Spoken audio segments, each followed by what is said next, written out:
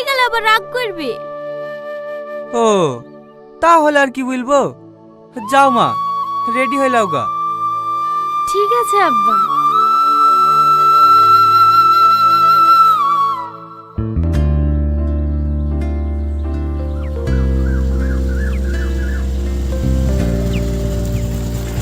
কি ব্যাপার সালমা, তুমি এখনো দাঁড়িয়ে আছো যে? বাড়ি যাবে না? হ্যাঁ যাব, টোটো পাচ্ছি না। ও এসো, বাইকে উঠে বসো।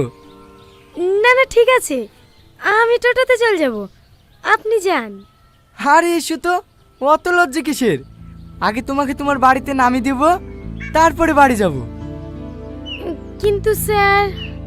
আরে কি কিন্তু কিন্তু করছো? উঠে বসো।